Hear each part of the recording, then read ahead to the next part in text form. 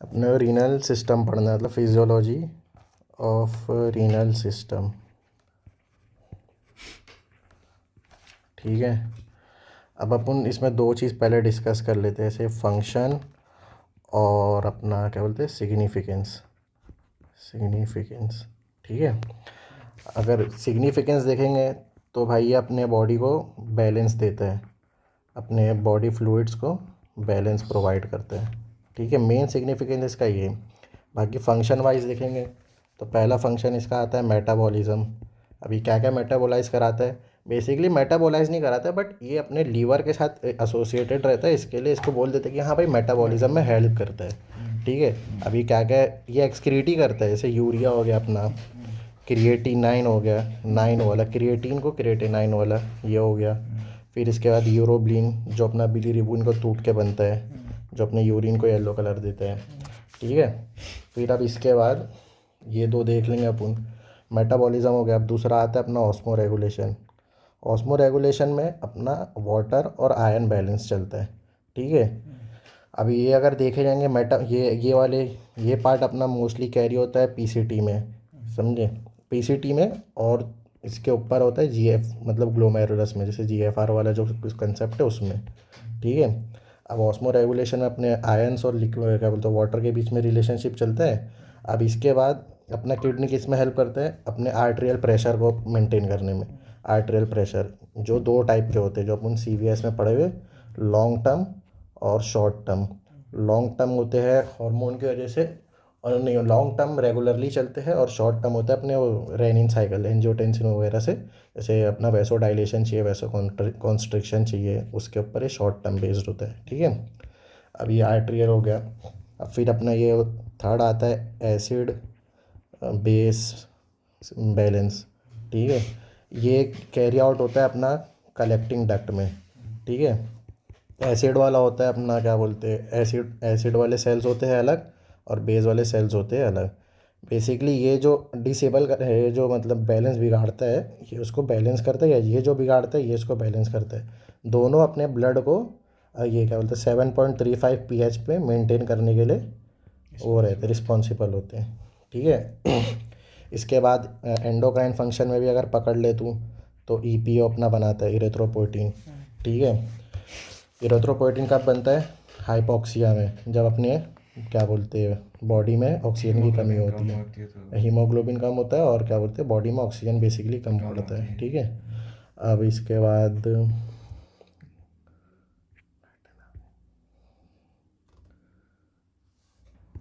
EPO आ गया जो कि हाइपोक्सिया में होता है, इसको एंडोक्राइन फंक्शन में भी कंसीडर करते हैं अपन। ठीक है, अब पांचवा आ जाता है अपना कैल्शियम और पोटेशियम का साइकिल। ठीक है, कैल्शियम पोटेशियम रीएब्जॉर्प्शन या सिक्रीशन, अगर बॉडी में ज़्यादा हो गया तो सिक्रीट करेगा, अगर बॉडी में कम हो गया तो रीएब्जॉर्प्शन करेगा। रीएब्जॉर्प्शन में हेल्प करता है पीटीएच पैराथायरॉयड हार्मोन। ठीक है, ये भी अपन पढ़ेंगे डीसीटी में, और थोड़ा बहुत उसमें क्या बोलते हैं कलेक्टिंग डक्ट में, अगर इससे नहीं होता है तब जाके ये हेल्प करता है कलेक्टिंग डक्ट आगे। पैराथायराइड हार्मोन तो ऊपर हुआ ना थायराइड ग्लैंड से। हाँ, उसका पूरा मैकेनिज्म है, वो पीटीएच से बन के आता है, फिर उसके बाद यहाँ क्या बोलते हैं इस यहाँ के रिसेप्टर्स पे आकर अफेक्ट करता है, अपन आगे पढ़ेंगे। ठीक है, पूरा इसका मैकेनिज्म है। फिर इसके बाद अपना हो गया क्या बोलते हैं रीएब्जॉर्प्शन में देख लेंगे, ट्यूबुलर रीएब्जॉर्प्शन में अपना ये सब जितने भी अपने मॉलिक्यूल्स है ग्लूकोज अमाइनो एसिड वगैरह वो सब रीएब्जॉर्ब होते हैं। ठीक है, अब है ना क्या बोलते हैं ये सब तो अपने को पढ़ना है, ये सब कैरी आउट हो रहा है अपनी किडनी में। अब किडनी में किसके अंदर कैरी आउट हो रहा है, ब्लड में। तो सबसे पहले इंपॉर्टेंट अपने लिए ये हो जाता है भाई ब्लड फ्लो पढ़ना, कि किडनी में कैसे ब्लड फ्लो करता है। ठीक है, फ्लो ऑफ ब्लड।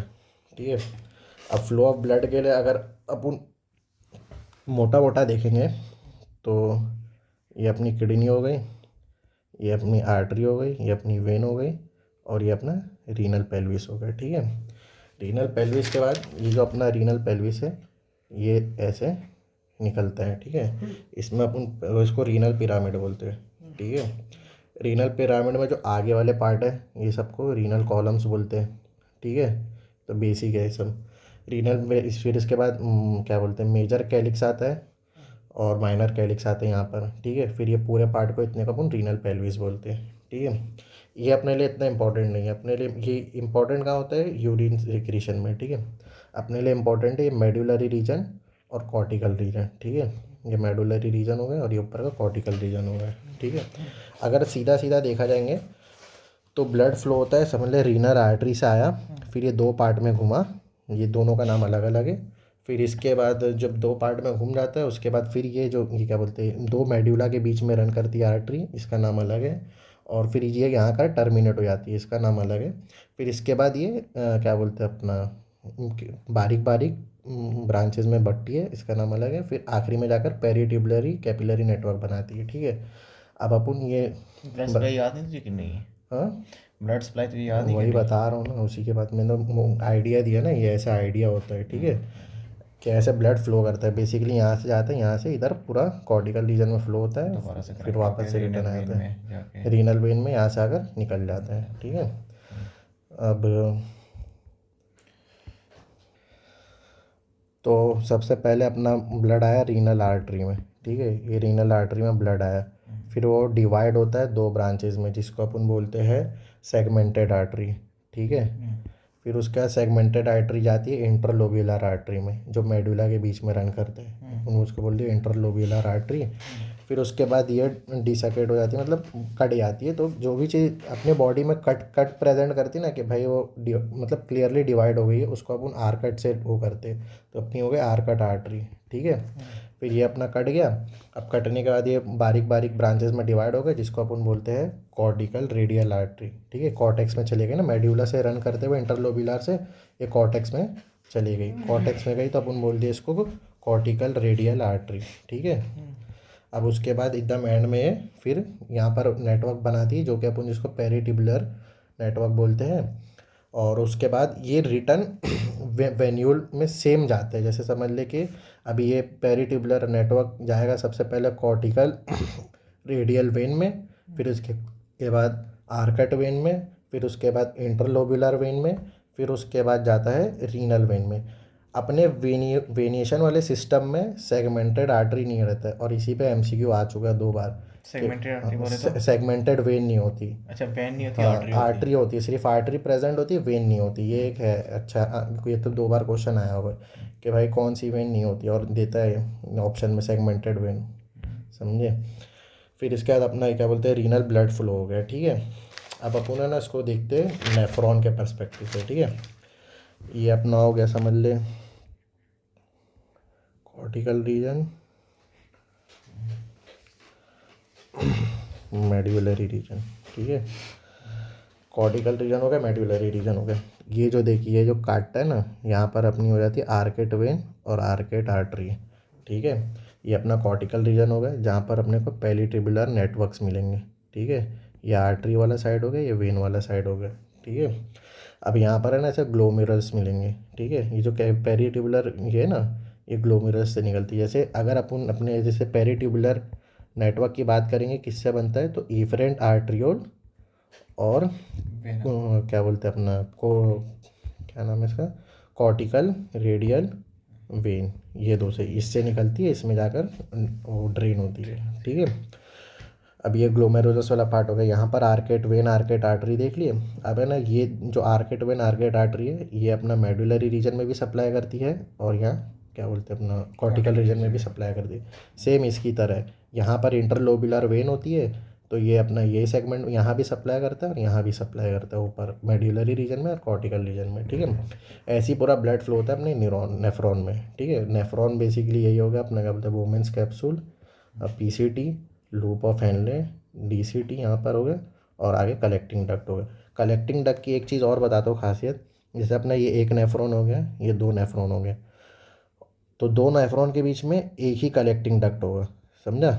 और एक कलेक्टिंग डक्ट अपना ड्रेन होता है रीनल पेल्विस में, समझा। ये तो अपना चले जाएगा कोरोना रेडिएट क्या बोलते हैं कॉर्टिकल रेडियल वेन से, तो ये अपने वापस रीनल वेन से बॉडी में चले जाएगा, लेकिन ये अपना रीनल पेल्विस में ड्रेन होता है, ठीक है। बेसिकली यूरिन जाता है इसमें से, ठीक है।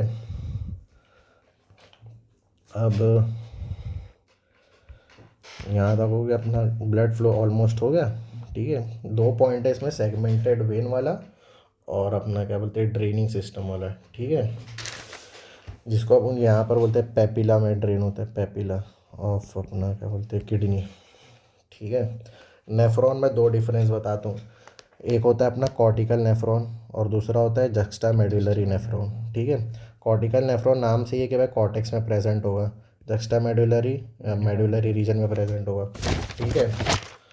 अब इसके बाद जो इसका मेन सबसे परसेंटेज वाइज ये हो गया क्या बोलते हैं अपना 15% और ये हो गया 85%। ठीक है। सबसे मेन जो डिफरेंस होता है ना इसमें, ये अपना पीसीटी में रहता है और क्या बोलते हैं अपना डीसीटी। ठीक है। और ये वाला होता है लूप ऑफ हेनले में। ठीक है। और इसका सबसे इम्पोर्टेंट फंक्शन है कि भाई ये अपना जेजी apparatus बनाता है। भले इसका नाम है जक्स्टा मेडुलरी नेफ्रॉन, पर जेजी apparatus में ये रहता है, ये नहीं रहता है। ये इसका घुमाने वाला पॉइंट है। ठीक है। रीनल फ्लो हो गया, डिफरेंस ऑफ नेफ्रॉन हो गया। अब अपन पढ़ेंगे, क्या पढ़ेंगे हम, अब अपन मेन आते हैं मुद्दे पे, ग्लोमेरुलस। ठीक है। पहले ग्लोमेरुलस का स्ट्रक्चर बना देते ग्राफ। ये अपना ये हो गया, यहाँ पे आर्ट्रियोल्स हो गए। ठीक है। ये अपना एफरेंट हो गया, ये एफरेंट हो गया। बेसिक डिफरेंस है, इसका डायमीटर ज़्यादा होता है, इसका डायमीटर कम होता है। ठीक है। यहाँ पे पोडोसाइट लाइनिंग हो गई। ठीक है। अब इसमें बात ध्यान में रखने वाली क्या है पता है, ये वाला अपना पीसीटी का पार्ट है, ये ग्लोमेरुलस में नहीं आता है। ठीक है। इधर है ना मेन चीज़ ये है, आर्टरी अपने को ध्यान में रखनी है। ठीक है। आर्टरी में यहाँ पर होता है जेजीए सेल्स। ठीक है। जेजीए सेल्स होता है जिसको अपन बोलते हैं मैक्यूला डेंसा। ठीक है। ये होता है बैरो रिसेप्टर, मतलब प्रेशर रिसेप्टर। यहीं से रेनिन साइकिल, इसी से स्टिमुलस होती है अपनी रेनिन साइकिल। ठीक है। और इतना तो हो गया बस, ये कि इसको कीमो रिसेप्टर से भी अपन एड्रेस कर सकते हैं। ठीक है। एक बात और ये है कि इसमें एक बात है कि अपना क्या बोलते हैं ऑक्सीजन कंजप्शन जो होता है ना अपना किडनी का, ब्रेन से ट्वाइस होता है, ट्वाइस ऑक्सीजन कंजम्पशन होता है ब्रेन से। ठीक है। और सब सेल में ना ना पूरे किडनी में, पूरे किडनी में अपना जो ऑक्सीजन कंजम्पशन है ब्रेन से ट्वाइस रहता है, और जो ब्लड फ्लो है ना वो ब्रेन से 7 टाइम्स ज़्यादा रहता है। समझे। ये दो पॉइंट है, अच्छा पॉइंट है। अभी अपना ये ग्लोमेरुलस है। ठीक है। ग्लोमेरुलस का बेसिक स्ट्रक्चर होता है ये ऊपर वाला जो है नेटवर्क ऑफ कैपिलरी, जिसको अपन ग्लोमेरुलस बोलते हैं। यहाँ से ब्लड आता है, यहाँ से ब्लड बाहर जाता है। अब ब्लड आता है और जाने में बहुत चीज़ें होती हैं। ठीक है। और ये अपना बोमेंस कैप्सूल है। ठीक है। नीचे वाला यहाँ पर पोडोसाइट सेल्स है। ठीक है। यहाँ पर अपनी बेसमेंट मेम्ब्रेन है एक। ठीक है। अब सब यहाँ से ब्लड आया। ठीक है। अब जो अपना जो पैर यहाँ पर अपन पहले एक मेम्ब्रेन को देख लेते हैं। ये अपना एक मेम्ब्रेन होता है, बेसमेंट मेम्ब्रेन। और ये जो ऊपर की जो एपिथेलियल सेल है ना, यहाँ पर होते हैं एक, वहाँ का सेल का स्ट्रक्चर ऐसा होता है, endothelial cells. Endothelial cell. Endothelial cell basically इसके ग्लोमेरुलस की दो लेयर होती है, एंडोथेलियल लाइनिंग और ग्लोमेरुलर बेसमेंट मेम्ब्रेन। तो इसमें जो क्या बोलते हैं इसको अपन फेनेस्ट्रेस सेल बोलते हैं। ठीक है। फेनेस्ट्रेस सेल्स क्यों बोलते हैं इसको, क्योंकि इसमें टिब्यूल होते हैं अपने। ठीक है। पोर्स, ये पोर्स अपने को अलाउ करते हैं 50 to 100 नैनोमीटर के पार्टिकल्स को आने के लिए। जैसे ये जो अपने ब्लड है, ब्लड में जो भी इसके ये साइज़ के पार्टिकल रहेंगे ना वो अपने एंडोथीलियल से पास हो जाएंगे। ठीक है। अब यहाँ से पास हो गए, अब अपने को इतने इतने बड़े पार्टिकल चाहिए ही नहीं अपने नेफ्रॉन के एंडिंग तक। ठीक है। तो अपने पास फिर यहाँ पर आती है बेसमेंट मेम्ब्रेन। बेसमेंट मेम्ब्रेन के बीच में होता है अपना क्या बोलते हैं टाइप 4 कोलेजिन। ठीक है। टाइप 4 कोलेजिन होता है, ऊपर इसके एंडोथीलियल वो होता है, हेपेरिन रिच होता है ये। ठीक है। ये हेपेरिन रिच क्या करता है पता है, नेगेटिव टाइप ऑफ मॉलिक्यूल है, तो ये नेगेटिव रहता है। ठीक है। अभी जब नेगेटिव है ना तो यहाँ से जो ब्लड पास होता है ना, और अपने ब्लड में जो भी नेगेटिव कंपोनेंट्स है जैसे एल्ब्यूमिन और बाकी के जो प्रोटीन है एल्ब्यूमिन वगैरह, तो ये सब अपना रिपेल हो जाते हैं। मतलब ये ब्लड में रहते हैं, इसमें नहीं आती, क्योंकि अपने को ये सीक्रेट थोड़ी करना है, इसको बॉडी में रखना है। ठीक है। तो पहला अपना हो गया साइज़ के बेसिस पे फिल्ट्रेशन, फिर दूसरा हो गया चार्ज के बेसिस पे। ठीक है। अब इसके बाद आते हैं अपन नीचे पोडोसाइट्स के पास। ठीक है। पोडोसाइट्स के बाद, पोडोसाइट्स के ना, पोडोसाइट्स जो जॉइंट होते हैं ना उसको, वो एक प्रोटीन है जिसको बोलते हैं अपन नेफ्रीन प्रोटीन। ठीक है।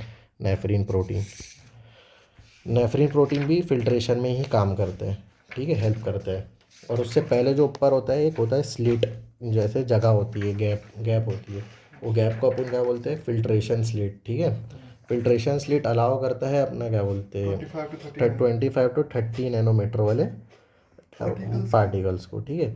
इसके बाद आता है दो, ये ऐसे दो पोडोसाइट्स होते हैं जो कि ऐसे अटैच होते हैं। ये जो बीच में नेफ्रिन प्रोटीन है, नेफ्रिन प्रोटीन अलाउ करता है सिर्फ 7 to 9 नैनोमीटर वाले पार्टिकल्स को, ठीक है। अब ये जो अपन पढ़ लिए पूरा ग्लोमेरुलर फिल्ट्रेशन है।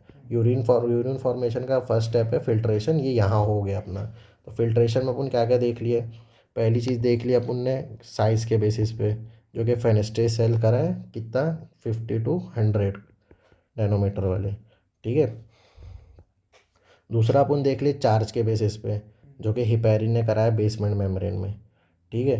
तीसरा अपन देख लिए स्लिट में, स्लिट में हो गया अपना कितना, ये अपना हिपैरिन वाला हो गया हिपैरिन वाला कितने, हिपैरिन चार्ज के बेसिस पे हो गया, स्लिट में होगा 25 to 30 नैनोमीटर वाले, ठीक है। स्लिट के बाद आ गया अपना नेफ्रिन प्रोटीन, नेफ्रिन प्रोटीन करवा दिया 7 to 9 नैनोमीटर।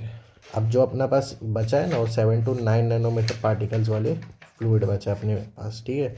इसमें से ऑलमोस्ट ब्लड पार्टिकल तो निकल ही गए, जैसे ब्लड कंपोनेंट्स हो गए, WBC RBC सब तो बाहर निकल गए, और अपना क्या बोलते हैं प्रोटीन्स बाहर निकल गए, फिब्रिनोजन बाहर निकल गए, और बाकी जितने भी कॉलिगेटिव प्रोटीन्स है सब बाहर निकल गए, ठीक है। अब इसके बाद अपने पास बचा क्या क्या है देखो, सबसे पहले तो आयंस बच गए, वाटर आ गया, और ग्लूकोज आ गया, अमाइनो एसिड आ गया, और लैक्टेट आ गया। बेसिकली एकदम माइक्रो मॉलिक्यूल सारे आ गए, इलेक्ट्रोलाइट्स ये सब आ गए, मिनरल्स वाइटामिन्स सब आ गए अपने अंदर, ठीक है। अब इसको अपने को निकालना है किडनी, मतलब इसको एक्सक्रीट तो करना है नहीं, इसको वापस बॉडी में लेना है। अब बॉडी में लेने के लिए कौन आएगा, इसके नीचे आता है PCT, ठीक है। PCT आ गया, समझ लो PCT है अपना, ठीक है। PCT में आने से पहले ना अपन GFR रेट भी पढ़ लेते हैं। अब अपना फिल्ट्रेशन तो हो गया, फिल्ट्रेशन का अपना फिल्ट्रेशन होता कैसे, मतलब बेसिक मैथ्स ऑफ फिल्ट्रेशन, में अपने पास आता है GFR, जो कि सबसे फेमिलियर टर्म है GFR, ठीक है। GFR ग्लोमेरुलर फिल्ट्रेशन रेट, इसकी जो पहली मतलब एकदम लेम लैंग्वेज वाली इक्वेशन लिखेंगे तो glomerular filtration is directly proportional to net filtration pressure, ठीक है। अब अपन प्रेशर से पहले डिफरेंट टाइप्स ऑफ वॉल्यूम देख लेते हैं, ठीक है। तो अपने जो एफरेंट आर्टरियल में ब्लड वॉल्यूम आता है वो होता है 1200 ml, ठीक है। 1200 ml में से इसमें से चले आता है ऑलमोस्ट समझ लो 575 ml बाहर, ठीक है, डायरेक्ट बाहर चले आता है 575 ml। जो बचा 675 ml है, ये आता है अपना ग्लोमेरुलस में, जो कि नीचे का वो पूरा बॉल लाइक स्ट्रक्चर होता है ना उसमें आता है, ठीक है। उसमें से भी सिर्फ 20% नीचे जाता है, जो कि होता है 125 ml ऑफ ब्लड। ये वॉल्यूम में अपन ने बात कर ली, ठीक है। 1200 आया, 650 इधर गया, बाकी 500 575 निकल गया, 575 में से 625 जो इधर आया है उसमें से 20% सिर्फ 125 ml बचा, जिसको अपन बोलते हैं GFR अपना कितना वॉल्यूम वाला होता है, तो 125 ml पर मिनट, 1 मिनट में 125 ml फिल्टर होता है, ठीक है। चलो ये हो गया। अब अपन प्रेशर्स पे आते हैं, ठीक है। तो पहला अपना आता है नेट फिल्ट्रेशन प्रेशर, जिसको अपन मेनली कंट्रोल करते हैं, जो कि GFR से डायरेक्ट प्रोपोर्शनल होता है, ठीक है। इसमें डिस्टर्बेंस मतलब GFR में डिस्टर्बेंस, बेसिक मतलब ये होता है, ठीक है। तो पहला अपना आ जाता है ग्लोमेरुलर हाइड्रोस्टेटिक प्रेशर। ये क्या होता है, ये होता है जैसे अपने को पता है कि अपना एट्रियोल का ये एफरेंट आर्ट्रियोल का क्या बोलते हैं, ये बड़ा है diameter compare to efferent arteriole. तो ये अपना बेसिक फिजिक्स है कि भाई ज़्यादा वॉल्यूम से कम वॉल्यूम में जाएगा तो प्रेशर बढ़ेगा, वो प्रेशर को अपन बोलते हैं ग्लोमेरुलर हाइड्रोस्टेटिक प्रेशर। ये कितना होता है, ये 55 mg होता है, मिलीग्राम ऑफ मर्क्यूरी MMHg, ठीक है। मैरो के नोट्स में अलग अलग दिए हैं। नेट फिल्ट्रेशन प्रेशर वो तो हर ऑथर के हिसाब से अलग ही बोलेगा ना, 10 mm चाहिए, लेकिन डिफरेंस तो हर जगह आता है देखा जाए तो, मतलब जो डेटा वाले जो रहते हैं ना कंटेंट, उसमें हर जगह माइन्यूट डिफरेंस मिलता ही है। जो ऑथर उठा रहे AKJN का उठा ले उसमें भी अलग अलग रहेगा, तो वो तो रहता ही है। अपने गाइडलाइन के हिसाब से जो है वो बोल देने का।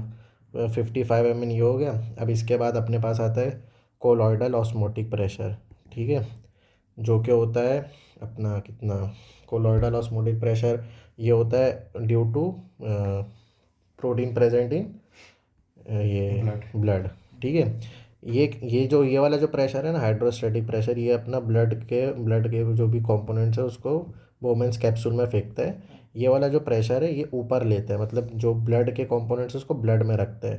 ठीक है, ये होता है अपना 30 mmg ऑफ मर्क्यूरी। ठीक है, फिर इसके बाद आता है कोलॉइडल हाइड्रोस्टैटिक प्रेशर। ठीक है, कोलॉइडल हाइड्रोस्टैटिक प्रेशर, ये भी वही काम करता है, ब्लड में सामान सबको खींचता है कि ब्लड से बाहर ना जाए। और ये अपना होता है 15 mmg ऑफ मर्क्यूरी। ठीक है, एक प्रेशर होता है colloidal osmotic pressure. Colloidal osmotic pressure जो कि होता है प्रोटीन्स की वजह से, और ये प्रोटीन्स की वजह से होता है तो ऑलमोस्ट ज़ीरो ही होता है, समझ लो, ये इसको कंसिडर नहीं करते। ठीक है, लेकिन ये अपने को क्लिनिकली काम आता है, क्लिनिकल फिजियोलॉजी में अभी हम आगे देखेंगे। ठीक है, अब अपन नेट फिल्ट्रेशन प्रेशर कैसे कैलकुलेट करते हैं। अपना GHP minus CHP minus COP। ठीक है, तो 55 माइनस 30 माइनस 15, अपना जो NFP आता है, net filtration pressure, okay, 10 mmg आता है। ठीक है, अब इसके बाद अपना ये आ गया। अब हम फैक्टर्स अफेक्टिंग पे जाएंगे। ठीक है, और इसमें बेसिक फैक्टर्स अफेक्टिंग में दो आते हैं, दो। एक होता है सरफेस एरिया, अगर सरफेस एरिया आगे पीछे हुआ अपना तो जो भी आएगा अफेक्ट वो देखेंगे। दूसरा अपना होता है परमिएबिलिटी। ठीक है, दो फैक्टर होते हैं अपने। अब सरफेस एरिया में ऐसा देखेंगे कि ये अपना एफरेंट आर्ट्रियोल का हो गया होल, ये अपना एफरेंट आर्ट्रियोल, और यहाँ पर इतनी सरफेस एरिया है। ठीक है, और दूसरा वाला केस हो गया ये अपना एफरेंट आर्ट्रियोल, और यहाँ पर इतनी, ये क्या बोलते हैं, सरफेस एरिया बढ़ गया अपना। ठीक है, अब जब सरफेस एरिया बढ़ जाता है तो अपना GFR घटता है। जैसे जगह बढ़ेगी, वॉल्यूम बढ़ेगा, प्रेशर कम होगा, तो अपना जो GFR है वो घट जाता है। अब GFR घट जाता है तो इसमें होता है, क्या बोलते हैं, GFR घटता है तो जो हाइड्रोस्टैटिक प्रेशर अपना कम हुआ तो अपना जो फ्लूइड की डायलेशन बढ़ जाती है, जो कि अपने को मिलती है नेफ्रोपैथी में। डायबिटीज़ नेफ्रोपैथी में ये कंडीशन देखने को मिलती है, due to some drugs vasodilation occurs and diabetes nephropathy causes. ठीक है, अब डायबिटीज़ नेफ्रोपैथी में ये अपना क्लिनिकल का एक पॉइंट हो गया, समझ लो कि डायबिटीज़ नेफ्रोपैथी किससे होती है, सरफेस एरिया से रिलेटेड होती है। अब दूसरा आता है परमेबिलिटी पे। अब अपने ना जो भी PCT पढ़ेंगे, जब अपन क्या बोलते हैं, PCT पढ़ेंगे ना, तो अपने को सारे पोरिन्स वोरिन्स और चैनल वैनल देखने को मिलेंगे। अब मान लो इसमें 3 चैनल है और एक बना रहे हैं, उसमें 3 से ज़्यादा है, समझ लो 5-6 चैनल्स है। ठीक है, अब यहाँ चैनल बढ़ गया तो वापस से सिक्रीशन ज़्यादा होगा। ठीक है, अब यहाँ पर जब ये बढ़ेगा तो इसमें GFR बढ़ता है, चैनल बढ़ गया तो GFR बढ़ता है, और GFR बढ़ता है तो अपना ग्लोमेरुलर नेफ्राइटिस होता है, क्योंकि किडनी पे प्रेशर आता है कि ज़्यादा पार्टिकल अंदर आ रहे हैं तो उसको ज़्यादा फिल्टर करना पड़ेगा, इसके लिए ज़्यादा प्रेशर आता है, और इसमें बेसिकली बेसमेंट मेम्ब्रेन में जल्दी डिफेक्ट दिखता है, तब ये वाली कंडीशन आती है। ठीक है, इसको अपन बोलते हैं ग्लोमेरुलस नेफ्राइटिस। ठीक है, दूसरा पॉइंट होगा अपना क्लिनिकल का। अब ये दोनों को कंबाइन करके एक टर्म आता है अपना कोएफिशिएंट फिल्ट्रेशन। ठीक है, कोएफिशिएंट फिल्ट्रेशन ये दोनों को कंबाइन करके आता है। ये मतलब समझ लो कि पैथोलॉजी में काम आएगा, जैसे रिपोर्ट करेंगे अपन, तो उसमें ये फैक्टर को कंसीडर करके अपने को अपना नेट फिल्ट्रेशन रेट निकालना रहेगा। तो net filtration pressure is equals to GFR into KF। ये ऐसे नॉर्मल कंडीशन में, क्योंकि इसका यूज़ नहीं होता नॉर्मली, तो GFR is directly proportional to NFP, but in some clinical condition अपने को KF भी कंसिडर करना पड़ता है। ठीक है, अब इसके बाद अपन देखते हैं GHP, COP एंड CHP। ठीक है, GHP अपना हो गया ग्लोमेरुलर हाइड्रोस्टैटिक प्रेशर, ये डायरेक्टली रिलेशन में रहता है ब्लड प्रेशर से। अगर अपना ब्लड प्रेशर बढ़ेगा तो GHP बढ़ेगा, GHP बढ़ेगा तो NFP बढ़ेगा। ठीक है, अगर अपना ब्लड प्रेशर कम होगा तो GHP कम होगा, GHP कम होगा तो NFP कम होगा। ठीक है, बेसिक डायरेक्ट रिलेशनशिप है। COP जो कि होता है प्रोटीन की वजह से। ठीक है, COP प्रोटीन की वजह से होता है। अब COP का जो बेसिक है वो तो ज़ीरो रहता है, बट अगर प्रोटीन आया या ऊपर गया, इंक्रीज़ या डिक्रीज़ हुआ, तो अगर इंक्रीज़ हो गया, मान लो कि भाई प्रोटीन इसमें नीचे आ गया। प्रोटीन किडनी में आ गया, तो अपने को दिखता है मल्टीपल माइलोमा। ये भी क्लिनिकल फिजियोलॉजी हो गई अपनी। ठीक है, मल्टीपल माइलोमा कंडीशन दिखता है अगर प्रोटीन ज़्यादा किडनी में आ गया तो। ठीक है, अगर प्रोटीन किडनी में नहीं आया, समझ लो कि प्रोटीन, हाँ किडनी में आ गया, अब किडनी में आएगा तो अपना प्रोटीन लेवल कम होगा, प्रोटीन लेवल कम होगा तो अपना इलेक्ट्रोलाइट बैलेंस बिगड़ेगा, अपना इलेक्ट्रोलाइट बैलेंस बिगड़ेगा तो अपने को डायरिया होगा। Weight of fluid, weight of waste, क्या बोलते हैं, loss of fluid and loss of electrolytes. ठीक है। अब इसके बाद आता है अपना CHP, कोलॉइडल हाइड्रोस्टेटिक प्रेशर। ये होता है अगर मान लो अपने को रीनल कैलकुला हो गया, मतलब अगर अपने पार्टी जो कोलॉइडल पार्टिकल्स है वो अपने रीनल ट्यूब्यूल में कहीं ना कहीं फंस गए, जमा हो गए, एक्यूमुलेट हो गए, तो अपना रीनल कैलकुला हो गया, तो इस ये कंडीशन में अपना CHP बढ़ जाता है, और CHP बढ़ता है तो अपने आर्टरीज पे प्रेशर आता है जो कि रप्चर हो जाती है, और जब रप्चर हो जाती है तो उसको बोलते हैं हाइड्रोस्टैटिक नेफ्रोसिस। ठीक है, मतलब डाइंग ऑफ नेफ्रॉन।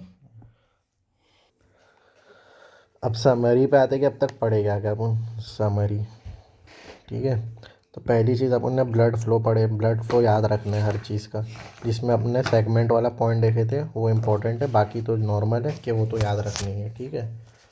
और समरी में अपना होगा blood flow is equals to segment, मतलब सारे आर्टरीज और वेनेशन याद करने हैं, और सेगमेंट्स में अपना वो याद रखना है कि सेगमेंटेड वेन नहीं होती है, और glomerulus has macula densa cells and JG apparatus, JG apparatus होता है अपना PCT में। और फिर इसके बाद ये अपना आर्ट्रियोल के अंदर ही प्रेजेंट होते हैं, यहाँ पर सेल जैसे गुच्छे की तरह बने हुए होते हैं, जिसको अपन पूरा बोलते हैं macula densa cells plus JGA cells is equals to juxtamedullary apparatus। फिर उसके बाद अपने पास प्रेजेंट होते हैं PCT और DCT में, ये जो पॉइंट ऊपर मैंने बोला था कॉर्टिकल नेफ्रॉन में। और ये जो अपना कॉर्टिकल नेफ्रॉन है ये प्रेजेंट होता है PCT में, और उसमें प्रेजेंट होता है JGA apparatus। ठीक है। और जो अपना जक्स्टा मेडुलरी नेफ्रॉन है वो प्रेजेंट होता है लूप ऑफ हेनले में। फिर इसके बाद अपने फिल्ट्रेशन देखे थे, फिल्ट्रेशन में पहला आता है साइज़ के बेसिस पे, जो कि फेनेस्ट्रेशन के थ्रू होता है अपना एंडोथीलियल सेल में, जो कि आई लाइक शेप में होता है, और जिसका साइज़ होता है 50 to 100 नैनोमीटर। फिर दूसरा फिल्ट्रेशन होता है चार्ज के बेसिस पे, जिसको बेसमेंट मेम्ब्रेन में होता है टाइप 4 कोलेजन की वजह से, जिसमें ऊपर नीचे नेगेटिव चार्ज ऑफ हेपेरिन होता है, जिसकी वजह से वो अपना जो चार्ज पार्टिकल है वो ब्लड वेसल्स में रहता है और नीचे नहीं आता है। फिर फिल्ट्रेशन स्लिट होता है इसके नीचे, जैसे अपना ये बेसमेंट मेम्ब्रेन है, इसके नीचे फिल्ट्रेशन स्लिट होते हैं बिटवीन पोडोसाइट सेल्स, और उसके बीच में नेफ्रीन प्रोटीन होता है, जो कि फिल्ट्रेशन स्लिट में फिर साइज़ के बेसिस पे होता है। 25 से 30 नैनोमीटर वाले पार्टिकल नीचे आएंगे, बाकी के ऊपर रहेंगे। फिर यहाँ से इसके बाद यहाँ पर 25 से 30 वाले हो गए, फिर इसके नीचे आते हैं 7 to 9 नैनोमीटर वाले नेफ्रीन प्रोटीन को क्रॉस करते हुए। तो जो अपना PCT में आता है ना, उसका उसके अंदर पार्टिकल्स के साइज़ होते हैं 7 to 9 नैनोमीटर वाले। ठीक है। अब उसके बाद आता है अपने पास GFR और नेट फिल्ट्रेशन प्रेशर। तो GFR अपना देखेंगे तो GFR ब्लड ऑफ फ्लो होता है, मतलब कि कितने टाइम में फ्लो हो रहा है ब्लड, फ्लो और टाइम के बीच में रिलेशनशिप होता है। ठीक है। तो अपने इनिशियली 1200 ml आता है, फिर उसके बाद 575 ml ऐसे ही बाहर निकल जाता है। ग्लोमेरुलस apparatus में 625 ml आता है, जिसमें से 20% अपना फ़िल्टर होता है और बाकी का बाहर चले जाता है, कि 25 ml पर मिनट में आता है। ठीक है। जिसमें अपन ने एक पॉइंट पढ़े थे कि blood flow of kidney is 7 times more than blood flow of brain. ठीक है। अब उसके बाद अपना ये क्या बोलते हैं, नेट फिल्ट्रेशन प्रेशर अपन कैसे कैलकुलेट करते हैं, तो उसमें अपने पास GHP होता है, COP होता है, COP और CHP। ठीक है। ये प्रोटीन का जैसे होता है, ये कोलॉइड पार्टिकल का जैसे होता है। ठीक है। प्रोटीन का जैसे जो होता है उसको अपन जीरो कंसिडर करते हैं, मतलब वो बेसिकली होता नहीं है, मगर क्लिनिकल में होता है कि अगर प्रोटीन बढ़ा और घटा तो उससे इलेक्ट्रोलाइट बैलेंस बिगड़ता है। ठीक है। GHP अपना होता है हाइड्रोस्टैटिक प्रेशर, जो कि अपने वोमेंस कैप्सूल में पुश करता है, और ये दोनों वोमेंस कैप्सूल से अलग ब्लड कैपिलरी में पुश करते हैं। ठीक है। तो ये 55 होता है, 30, और नेट फिल्ट्रेशन अपना 10 आ जाता है। ठीक है। अब इसको कौन कौन अफेक्ट करता है, अपना NFP और GFR को। NFP और GFR डायरेक्टली प्रोपोर्शनल होते हैं नॉर्मल कंडीशंस में, क्लिनिकल में सीन बदल जाते हैं जो कि ऊपर पढ़ चुके हैं। जैसे फैक्टर्स अफेक्टिंग में सरफेस एरिया आ गया और अपना परमिएबिलिटी, और फिर GHP जो कि डायरेक्टली प्रोपोर्शनल होता है ब्लड प्रेशर से, ये प्रोटीन से, और ये अपना रीनल कैलकुला और एक्यूमुलेशन इन नेफ्रॉन। ये अपना हो गया पूरा फिल्ट्रेशन वाला पार्ट, जिसमें यूरिन फॉर्मेशन में जो पढ़ते हैं, यूरिन फॉर्मेशन का फर्स्ट स्टेप फिल्ट्रेशन कंप्लीट हो गया।